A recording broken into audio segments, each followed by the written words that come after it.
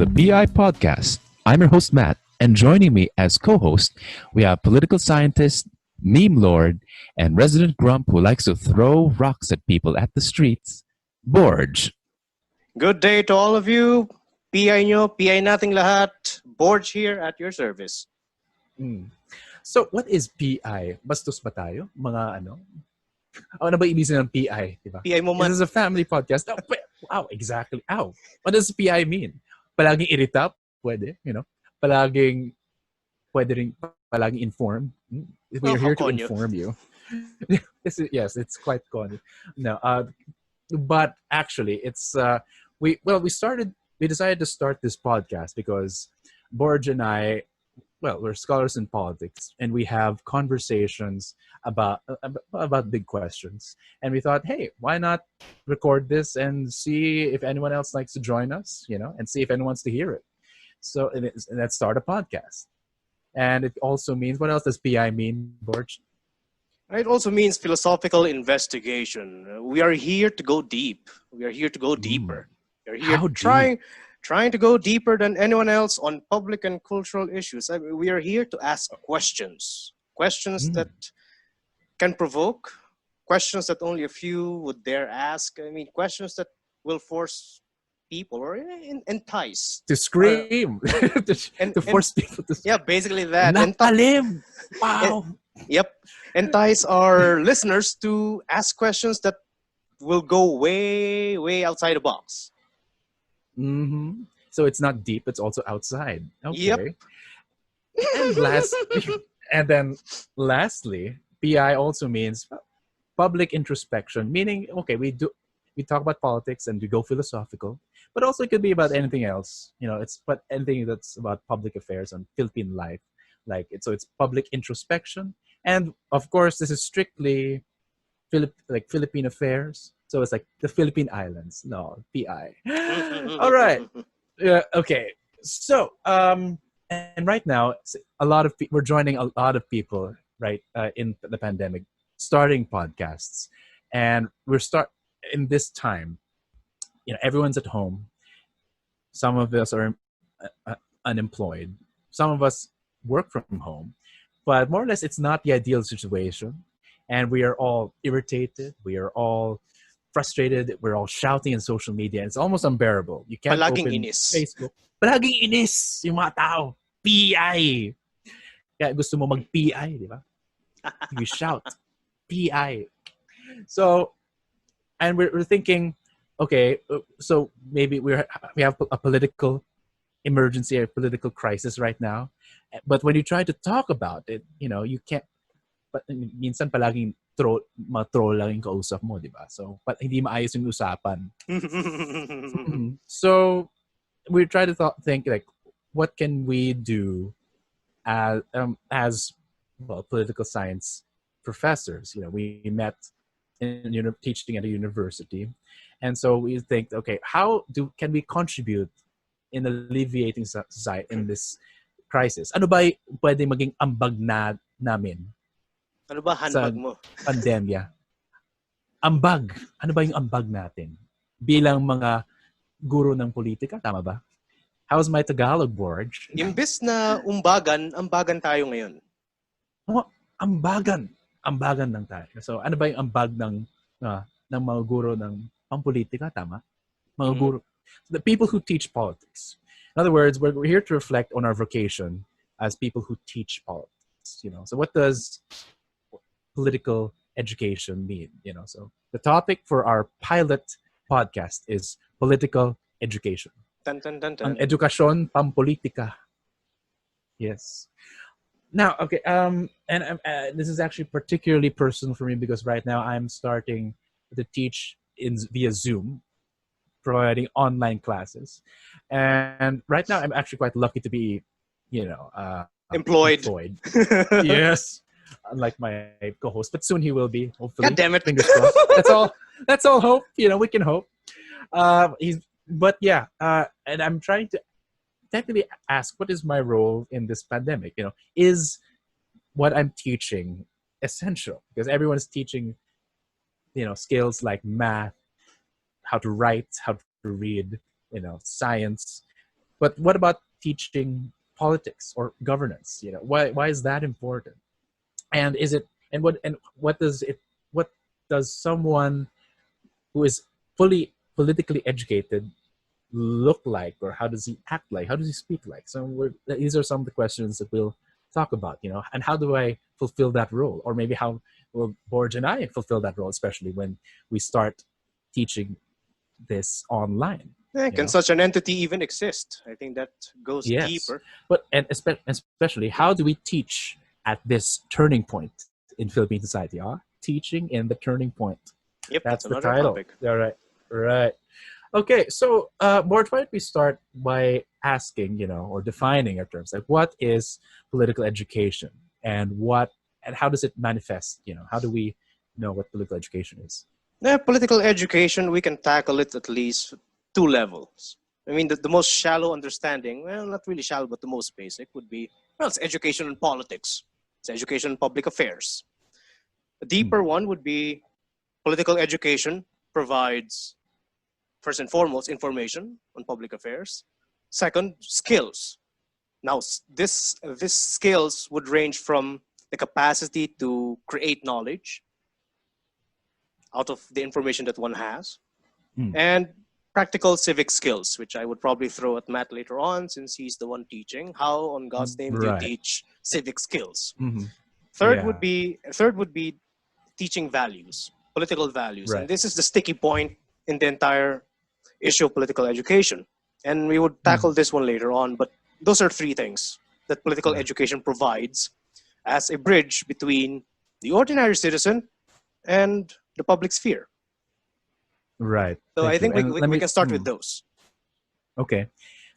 Thank you for that. You laid it out for us. Now, it's funny because when you think about education, you think it means, being informed, giving you textbooks, pictures, paragraphs of text and memorizing them, history, formulas, etc.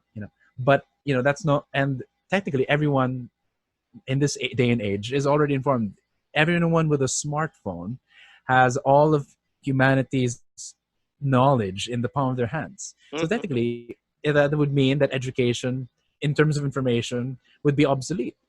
So what Borj was saying a while ago was that it's not enough to be informed, but also the skill of how to use that information properly, and how to create knowledge of your own, how to process that and how to discern, especially with faulty information and high quality information.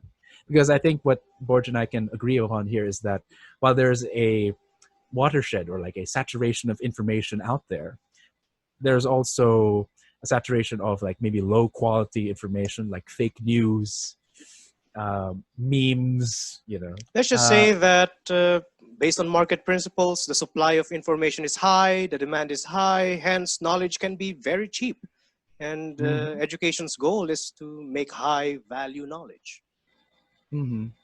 So in other words, okay, let's try to go into the particular now. So Borj, you were teaching much longer than I have, twice as long actually, 6 years I think.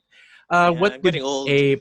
Yes, he's quite old, but what should a person learn from your class, besides of course all the theories? How does that look like? What are the skills that you're trying to impart? I think for the most part, I've focused on the capacity of students to create their own knowledge. I think this is important. This is what separates citizens from mere subjects. I mean, subjects are fed with knowledge. They know things, but the things that they know were already digested, formed by other people. And for this reason, such knowledge would embody the values of those who created. And that's a very sticky point.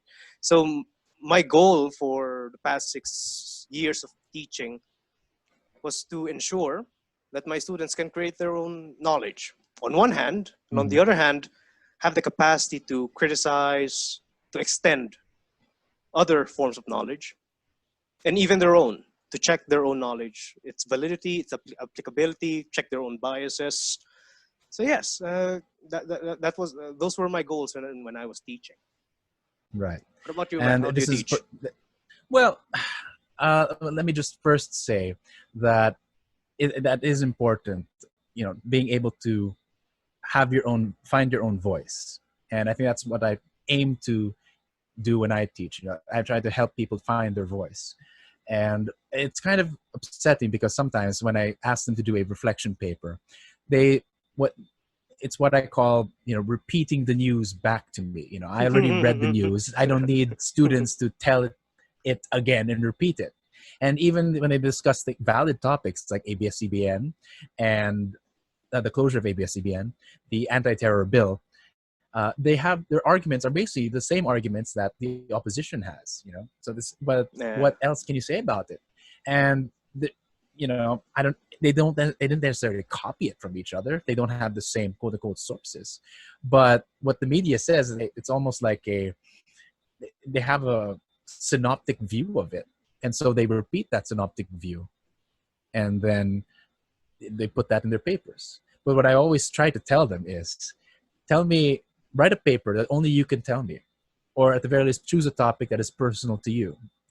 Because I teach, I try to teach them like citizenship, and part of being a citizen is to look what's in front of you, think about it, and see how maybe it's problematic, or the problems that are around you, and how you can act upon it. Okay, so I think we can clarify. Can you clarify more on the idea of a synoptic view? A synoptic view. I claimed it from like it's biblical term, meaning like 4 gospels, but they're basically telling the story of Jesus. But basically, you go to ABS-CBN, they say the same thing. You go to GMA, they also say the same thing. Basically, and they usually are quite critical of the government, except for maybe if you go to a government news outlet, they'd probably be more positive with regards to the government. But that's why it's synoptic, and you can tell it would reflect in the papers.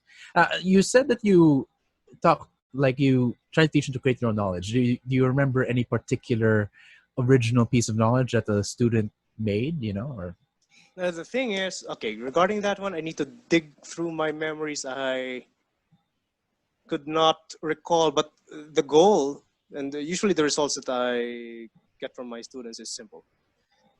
Again, in relation to your notion of a synoptic knowledge, I think if my understanding is correct, a synoptic view means that the conclusion is already set. So you get a piece of knowledge, the start and the ending is already there. Am I right? Right. Is that a synoptic view?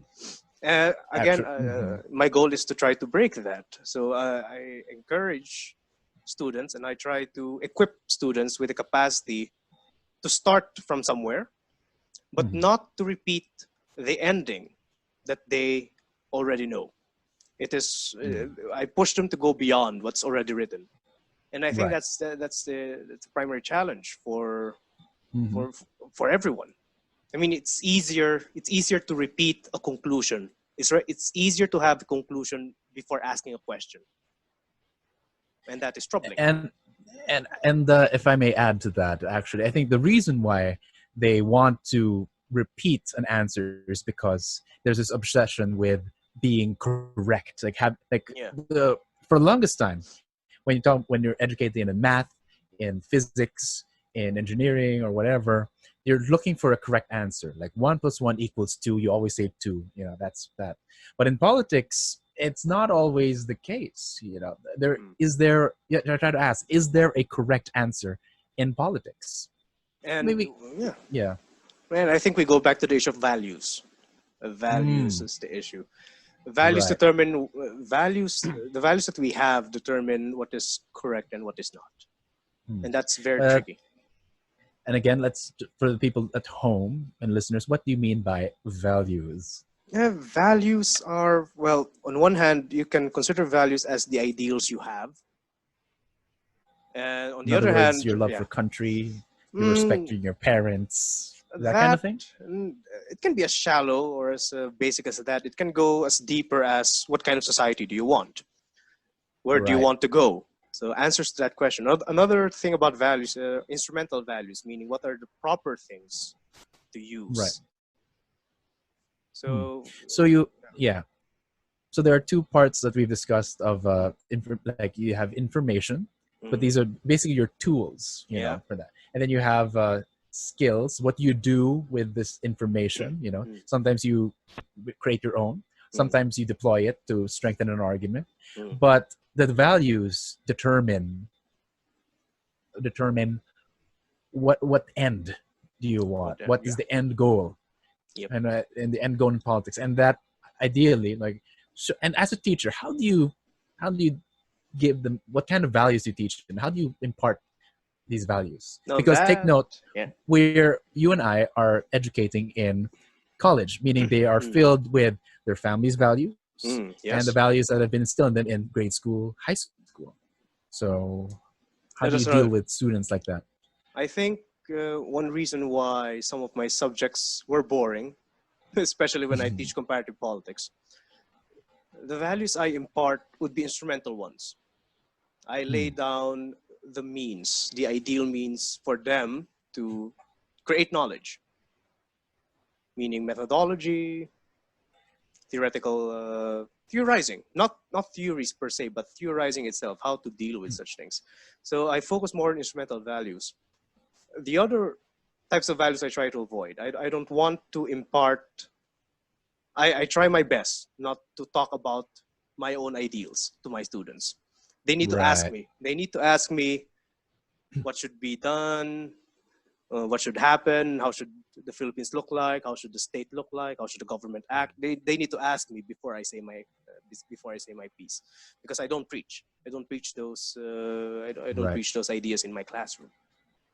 Yeah.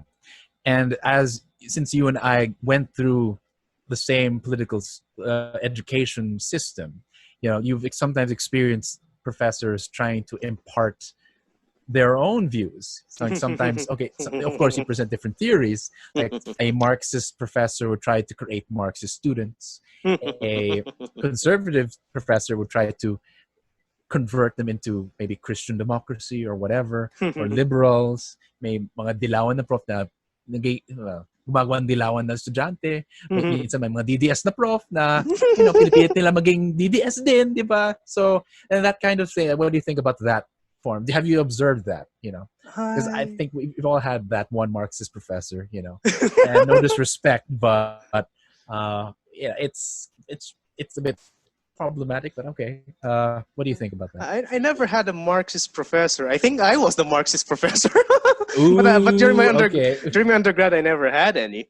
Okay. When I was teaching, yes, I do discuss Marx. I do defend his Okay. ideas. It's one thing. But again, I do not say that this is the ideal in front of my students. They need to ask me outside after class. They will ask me what do you think about Marx. Then I lay down my ideals. But in a classroom setting, no, I try to avoid. And for those professors, for those teachers who try to impart such types of values, to create adjective student, meaning adjective their own values and the student, my approach to that one is to create effective students instead. Students who can theorize, students who don't memorize theories, but students who can create their own theories, who can analyze theories, or who can criticize ideologies, more specific. Right. But I have a question for you. Like, even what if you were confronted by a student that has these really weird views, like maybe perhaps something as simple as a Marcus apologist? Okay. Or what if yeah?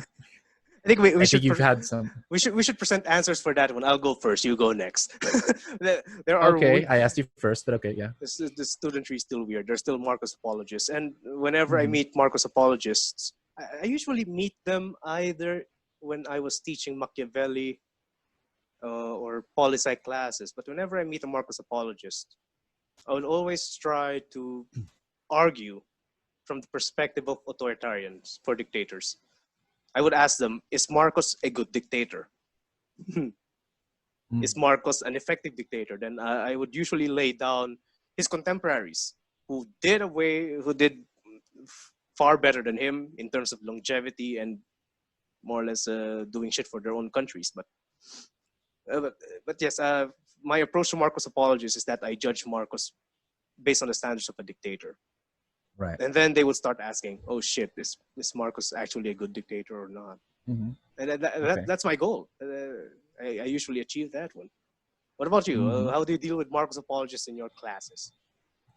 It's quite I just encountered one quite recently, and the thing is, I'm not sure I handle it best, but I try to avoid what I know a lot of people kind of do, and sometimes it's even it's the way that even the way they're treated in like social media. Like Marcus is not a hero. They sometimes shame people. They gang up on them on social media. Sometimes in front of class, the teacher shames them. It's like, "Oh, mali ka, bobo ka," and like, well, normally what I do is I simply ask questions. Okay, so why do you believe that? And they would lay out these things.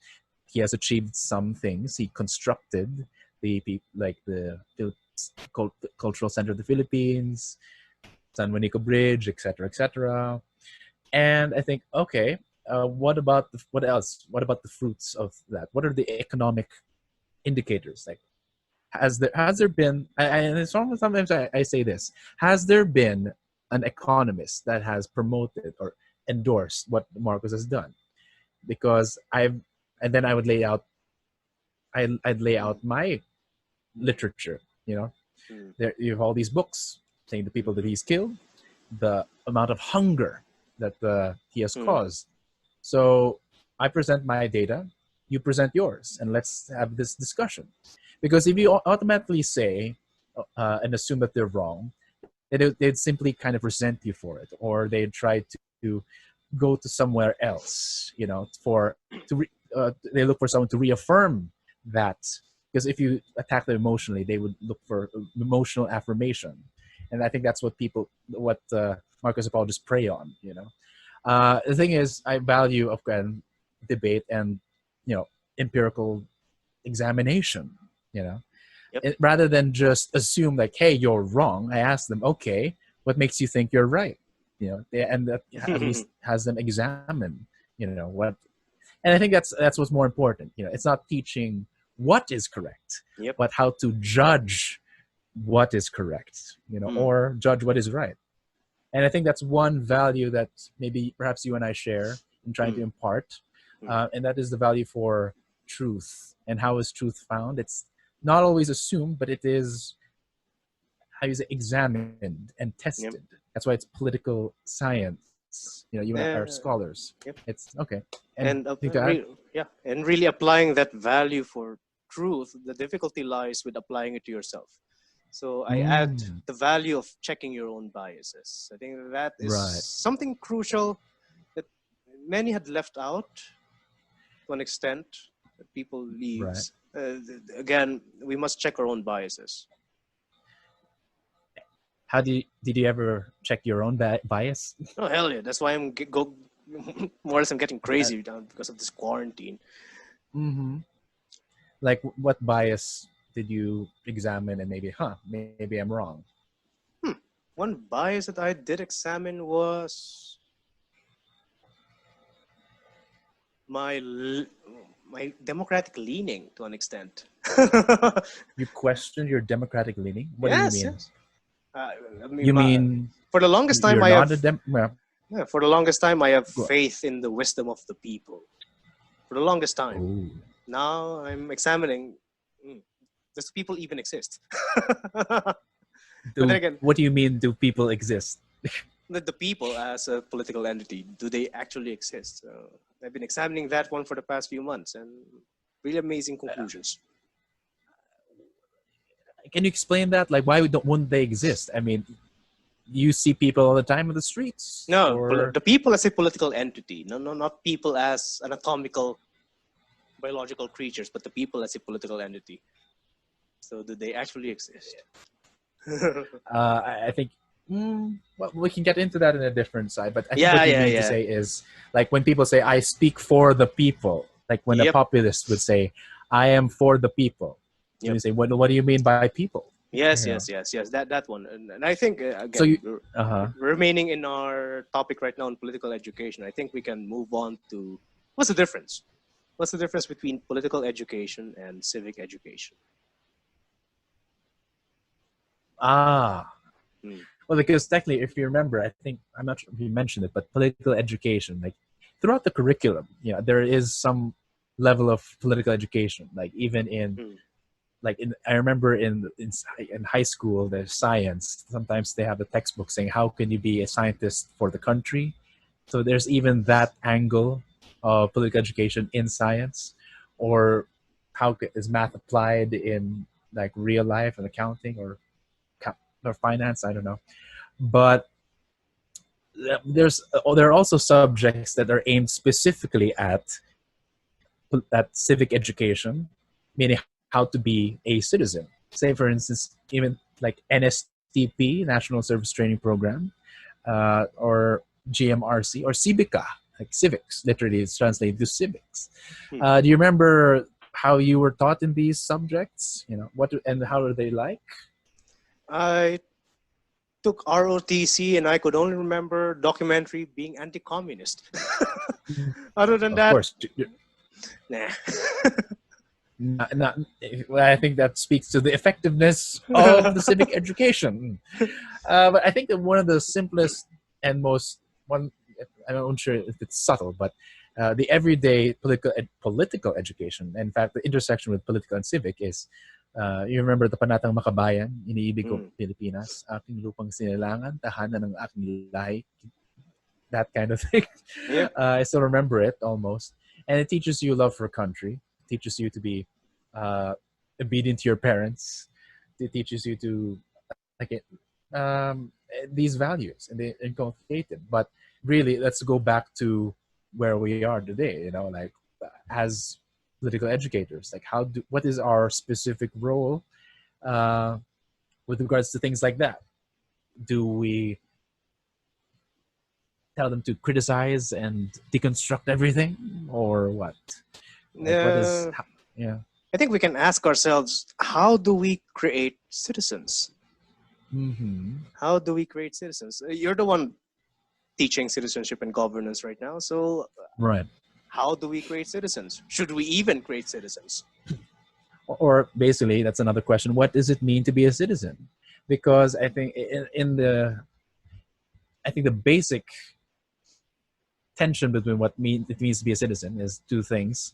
There's usually the classical debate between the citizens as having a set of rights, the right to vote, the right to participate, the right to assembly, the right to free speech, the right to access government resources. And then there's civic republicanism, which is citizenship as participating. And I think normally people assume that citizenship is about having these rights, invoking these rights, having human rights, that's especially right now, it's heavily discussed and heavily invoked. Yeah. But at the same time, do we do anything about it? What is the right response in civic republicanism? How do we become active? What do we do? Do we always go on the streets and protest? Because that is a go-to solution or response when things go bad. But is that all? And I think one thing that in my class, I always, at the end of the class, I always ask them to create a solution and implement it. At the very least, do your part. Mag-ambag kayo. Wag lang kayo magreklamo. And this is a common mantra and criticism of the DDS, but in a way, it does have a point. You can curse the president and Duque and Harry Roque all you want, but at the end of the day, is that enough? What else can we do? And what I really want to impart, especially, is that political science or political education does not make you. It should not only make you an articulate heckler of the government. It doesn't make you a beggar, to beg the government to be better, but also try to do your own part. In fact, one of the positive values of what being a Filipino is bayanihan. Helping each other, that image of people carrying their house, helping people move. Maybe you can talk about that. You have anything to add regards to that? Yeah. The thing is, again, political education is a more general category. Political education can create citizens, it can create rebels. It can create critical thinking citizens, or it can create fanatics. Civic education is a bit more specific. I think civic Okay. education embodies democracy as a set of values, democratic values. But again, as educators, we are to an extent trapped within two distinct set of values towards democracy. So Matt already mentioned those two, but to be a bit more specific, you have on one hand liberal citizen, a liberal democratic citizen, armed with negative liberty, meaning freedom from what? And having a secure set of rights. So you can read on Isaiah Berlin's work on liberty for that. I think we can provide a link to this podcast. But on the other hand, you have the civic republicanism, which contemporary theorist, the late Benjamin Barber, discussed with his idea of a strong democracy, that citizens should not be reduced to the private sphere, citizens should not be mere bearers of rights, but they should also be active, and that the government is tasked, an actual democratic government is tasked to create means for citizens to have more effective participation in politics, because there's also a difference between participating in politics and effective participation. And civic education has a lot to do with the difference between those. That's why we also teach governance, because citizenship Right. and governance are tied together. Citizenship can teach you why and how to participate, but governance, that part, to an extent, tries to make your participation effective. So, yeah, I think we can go on to your practice. How, on God's name, do you teach citizens to be part of governance? Well, first, let's ask ourselves, what is governance? And although government and governance have the same root word, which is to govern, Hmm. The government, I think that's what one of the basic lessons I teach is that governance is beyond government. When we say governance, it's basically the processes that are involved in creating in public affairs or creating public solutions to public problems. And government is a part of that, but it's also the problem. So when the government is dysfunctional, when the government cannot accommodate you maybe you go have other creative solutions, or maybe go to other parties, like maybe the private sector or non-government organizations, NGOs, or simple citizen efforts.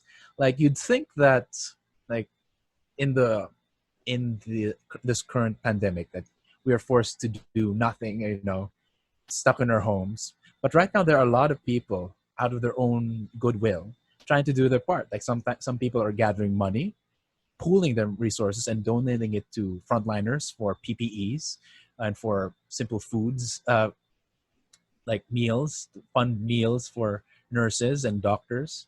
You have people having different webinars, organizing them to keep them preoccupied, and sometimes having skills, helping people develop skills while being unemployed or working from home. So there's a lot there, and despite not having contact with one another, or that's the miracle of internet. Unfortunately, it's not equal, since only people with decent internet can engage in this, but it is something. And some people are using it for to help people get access, like piso para sa laptop. People pooling money for someone to get a laptop to have online classes, or to work. So there's a lot you can do, and that is a form of governance. And you can complain to the government all you want, but at the same time, if we can make you realize that there's more to do than complain about the government, then I think we've done our job. Simple as that. Fair. Yeah. I think we can move on to one kind of, and I'm trying to prevent saying a straw man here, but it's a common stereotype to political education, and that's voters' education. So maybe we can, you and I have issues with that. Maybe we can start with this one. Sometimes when you say, "Oh, get educated," you mean how to vote properly, and there are a lot of those right now, especially. And more will come. Yes, and they're gearing up for the next election, especially right now when there's so much dissatisfaction with our current regime. But what can you say about that? Like, Voters. Political education, voters' education. Yeah. Sorry. Okay. So we have political education as a general category. We have civic education. Voters' education, to an extent, is something distinct from civic education. On one hand, it's a bit closer to political education. It's somewhere in between. That's one thing that's for sure. Right. Voters' education don't teach citizens how to be citizens. You need more than knowing how to vote and knowing who to vote. And I think that's. I mean, I've been a part of voters' education way back in 2012, 2013. And back of my head, I'm saying, yes, I'm teaching you people how to vote and who to vote for. But at the end of the day, the values that you need to find in the leaders, the same values that you should try to practice in your own realm as citizens. But we must be honest here. Voters' education is not civic education. You can consider it as a part, but you cannot say that voters' education, that's civic education. It's just a component. Another thing, probably my misgiving about voters' education is that sometimes it veils. It hides the fact that your vote, even if the ballot is an equalizing force, your vote doesn't matter. Doesn't matter that much. Ooh. It's a fact. And I think Benjamin Barber already pointed that out in his work. Other scholars have pointed that out with the idea of electoralism, wherein citizens are obsessed with voting and nothing more. The same thing is true for the Philippines. Our rate of voter turnout had been high, comparatively high with our neighbors, even comparatively high with the United States. And it's sustained. We like voting. We love voting. But the tendency of citizens to participate in non-electoral modes of participation, which is what is required of democratic citizens, their tendencies are very low. So I think voters' education should recognize the fact that voting is not everything. It will never be everything. And you said something about voting being an equalizer. I think it's a common story that they give you. Like the vote of a CEO is the same as the vote of a janitor. Yeah, the so vote what? of a senator will be the same as the vote of an 18-year-old student. So, So it's what? like, well, okay, it's romantic, it's poetic, but it's like, okay, It's at the what end the of the day, sometimes it's also, well, yes, it's important to vote, but does it solve the systemic problems? You know, there's an agent problem, yes. There are people who don't vote. So for problematic regions, sometimes people don't vote and abstain, which is principled, you know, like some people I know. But they're right. You know, there are other. It doesn't always address. It actually masks. Like it pretends like saying, "Oh, by participating in this one day of the year, you solve the rest of the all the set of problems that we had before. Everything will be all right." And it's I think we're not the first people to say this, but I think it deserves repeating, saying, it's more than that. Or are you sure it's not because you never won, quote unquote? No, I mean like your candidate never won. I think that's part of it. People think it's like betting games, like ay panalo yung manok ko, di ba? Or Anak ng manok yan. My politician, my candidate. Oh yeah. That's another thing It's that it's something that I always emphasize in all my classes. And I think that I would impart this to the listeners right now. Whenever you vote, you are not only legitimizing the candidates that you voted for, you are legitimizing the entire system with all of its flaws and, well, successes. You're legitimizing the entire system whenever you vote. And that's something that voters' education should try to highlight next time they conduct the damn thing. Right. And that's something you're trying to impart. But has anyone tried to challenge you on that? No. Ooh, okay. Well, I think we mentioned earlier that sometimes it's people should think and create their own knowledge. So that's one thing. But sometimes you can present your own, and they can, and you know that it's that you've educated them well when they can challenge you about that. So maybe that's something you can think about. Yeah. Soon. Soon, hopefully. Soon. We'll see. Yeah. maybe challenged by a student. That's always something. That's a sign that you've been educated well. Have you been challenged by a student? Oh hell yeah! Like that one Marcus apologist, and again, my technique is challenge them back. It's like, wait, where's your evidence? Here's mine. I send them all my books. But yeah, and going back to voters' education, I recall this study by Frederic Schaffer, and it talks about civic educators, and he studied all voters' education programs, and he talked about how they address vote buying. And normal response would be, tanggapin niyo yung pera, pero but you still have to vote based on your conscience. But the problem is when people hear this message, they say, hindi naman kami ganyan bumoto eh. So I'm like, we don't vote like that. So in other words, sometimes these voters' education curriculums or programs are based on a preconceived notion of how the poor or how a typical voter acts. Yes. So I think that's problematic. So what do you think would be it's already presented by Shaver, but what is a solution or alternative to that? What do you think? Again, we must remind ourselves the sticky the sticky issue. The sticky issue. This is a family podcast. Yes. I know. Hence, I'll stop saying the word sticky. The difficult situation for political education is the issue of values. What happens when two different sets of values embodied by the student and the teacher collide? And these values are not necessarily harmonious. So, and that's another thing. I think that's a challenge for civic education as well. What do you do? What on God's name do you do when values collide? Now, in relation to voters' education, I think that's another thing. I think you mentioned in our informal discussion earlier, voters' education is partially partisan. Okay, can you elaborate more on that one? This is behind the scenes, but all right.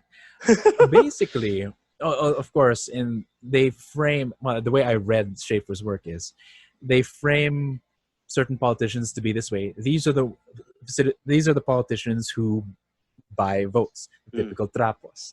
Therefore, you should vote people who do not openly buy votes. These are your candidates. So technically, it's partisan campaigning with extra steps. That's actually what I said in one of our discussions. But I think that's it. I think. Is it a problem or not? Do you think it's a problem? It is a problem. It's almost dishonest, because they're trying to forward. You're basically pushing an argument. You're trying to affect their voting decision-making process. When in fact, and again, you said it's a clash of values. The way I would at least try to teach how do people confront that. The only solution I could think of is to train them how to have proper conversations, to talk to people you disagree with. And I think that's one thing that we have forgotten, how to have a disagreement, a proper civil disagreement. And I think I've demonstrated that in my example. It's like, instead of examining, it's like, or it's like you can even tell, like, if you go in social media, it's like, I am blocking my pro Marcos friends, I am blocking my DSS friends. Oh, okay, but why not instead try to talk to them? And of course, it may seem impossible, but at least that's the thing that you should value. You value conversation. How do you handle disagreement, Borj? That's another thing. At this point in a highly polarized society, conversation is the most difficult thing to do at this point. But going back to voters' education, probably just some final words on voters' education regarding clash of values, how to solve it. Is it a problem? For me, it's only a problem if you try to hide it behind a claim of neutrality. I think if you're going to conduct a voters' education and advocate certain characteristics for a candidate, then just lay it all out. It's not necessarily partisan, but you can just acknowledge that these are a set of civic values. That's one thing. It's not necessarily partisan, but just say these are civic values. Right. So I don't think neutrality is a joke in the face of political education. Neutrality is, oh God, this is a different topic for a different podcast. But if you're going to conduct political education, if you're going to conduct voters education, just say that if you're trying to promote a set of values, then just say we are trying to promote a set of civic values. No need to say that we're trying to be neutral and such and such. And one last thing. If well, well, one last question I think on this, and then maybe we can wrap this up. Normally, if someone would press you on how do we vote, what would you tell them? And I'd say, let me answer first. Normally, and how I would vote, I don't vote for saints. Most people are looking for saints. You cannot find them. Like you say, people ask is like, who do you want to vote? I'm gusto ko yung masipag, yung mabait, matulungin, but gusto mo tumulong sa mga mahihirap, mga ganyan. And of course, people can act this way, but once they're in office, so I don't look for saints, but I try to look for people you can really work with. Like, are they like, number one, who's behind them, and are the people behind them? Let's face it, all politicians have people behind them, but are the people behind them people you can work with? I mean, we live in an oligarchy, but not all oligarchies are evil. Some oligarchs are lesser evils. Evil but lesser. It's anyway, like a cute devil. Yeah. There's always worse devils. But there are also lesser evils that you can tolerate. So what do you think? If someone were to press you, how should we vote? What would you say? Don't. Why choose between evils? Ooh, but I think this is a topic for another podcast. But if someone would press me, even if they try to shoot me, I would just say, yeah, don't settle for less. If you have garbage as your option, why choose garbage in the first place? That's one thing. Never be trapped by the options. Never be trapped by your options. That's quotable. Never be trapped by the options. Borja 2020 or Borj 2020. All right. All right. So that is our first discussion, on political education. It's incomplete, but some of the best conversations are never finished. So maybe you can continue this. And if ever you have questions, we can address them in the next podcast. You can send us questions or concerns and comments at PI podcast ph@gmail.com. There'll be a link in the description. It's PI podcast ph@gmail.com. Okay, no dot. We're still confusing it. There will be a link in the description in our podcast, so you can look at this. Now, for our last segment, and this is how we'll cap off most of our podcast, we will have recommendations on materials that would be helpful. Sometimes they're related to our topic, and sometimes it's something we really just want people to read. It could be like a book, maybe a piece of poetry, an essay, a movie, a TV show, or whatever. Like, it's a recommendation, and it's sharing our tastes, maybe, and maybe there could be recommendations from the listeners. So, do you have a recommendation for us, Borj? Sir, hanggang dito ba naman merong readings? but for my case, okay, not a required reading. But I would recommend, bilingual na batas tayo ngayon. Ang irerekomenda kong libro para sa inyo ay ang Pantayong Pananaw, Ugat at Kabuluhan, Pambungad sa Pag-aaral ng Bagong Kasaysayan. Ang mga patnugot nito ay sina Atoy Navarro, Mary Jane Rodriguez, Vicente Villan. Ito ay galing sa Bakas, Bagong Kasaysayan Incorporated. Ilalagay namin ng link. Naman, sir. Ilalagay namin ng link. Ilalagay namin ng link nito sa podcast. Ang makukuha natin dito sa librong ito ay kung gagawa tayo ng isang bagong balangkas para sa edukasyong pampolitika dito sa Pilipinas. Mabuti nang magsimula tayo sa kalinangang Pilipino. So, itong libro na to ay isang tawag natin introduction sa Pantayong Pananaw. I'm sorry, I'm not magaling in Tagalog. So can you repeat that? Okay, okay. Sorry, but okay, what's it about? Like, what is for those people who are less Okay, versed in Tagalog? it is basically an introduction to the movement of started by Dr. Zeo Salazar on Zeus Salazar. nativist. Yeah, Zeo Salazar Yes, on native history. the Pantayong Pantayong Pananaw, Pananaw. Yeah. which translates as our perspective. So it's looking at history from our perspective.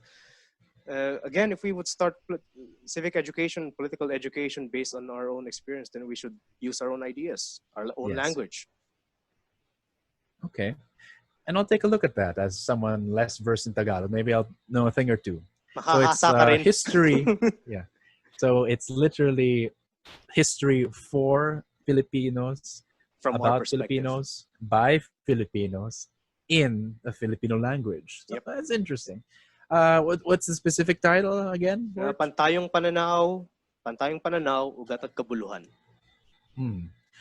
And for my recommendation, Tagalog din to. Ha? Kaya ko rin mag-Tagalog. Kaya mo yan, Mula Torre. Okay. Woo! The title is Mula Torre, Patungong, Palenke. I have it right here. Can you hear that? It's a hard copy. It's a neoliberal education in the Philippines. It's produced by Ibon Books and Contend. So it's a body of knowledge produced by civil society itself, and it has a lot of. It's a compilation of different articles. It's bilingual, so it's English and Tagalog. If you're more inclined towards English, it's for you. If you're in Tagalog, it has also chapters for you, and there are a lot of different angles on education based on our topic today. And a few standouts are from my former professor, Professor Dialogo. His chapter is about, he takes a look at history books on the Philippines, and he compare how they would treat the Philippine-American War. And if you look at Philippine textbooks, the Philippine-American occupation would comprise almost 25% of the entire book, whereas in American textbooks, the Philippine occupation would only comprise of 2 or 3 or 4 pages. So there's always uneven, and that's the skewedness of education in our textbooks. And another one is by Elmer Ordonez. He talks the neoliberalism in UP, University of the Philippines. You'd think that UP is this nationalistic, bastion of nationalistic thought and critical thought, but he reveals that on certain periods of history, it became a think tank for the Marcos regime, and complicit in a way in the neoliberalization of education. And you'd have another chapter, and there's this other one wherein it argues that the education of English is actually producing labor for the BPO markets. So you notice that the curriculum is forcing us to speak in English. It's a colonial scar, actually. Akala ko konyong nagagawa. Yeah. So konyong nagagawa. So yeah, it's an interesting book. It skews left, but I think it's thought-provoking enough to think about education here in the Philippines. And I think I found a link to the entire book in PDF, so you can read that, and we'll put that link in the description of our podcast. So that is it for our maiden voyage. Not bad for a first time. Woo! First time, yeah. So hopefully we'll see you in our next episode, and it'll be a great discussion.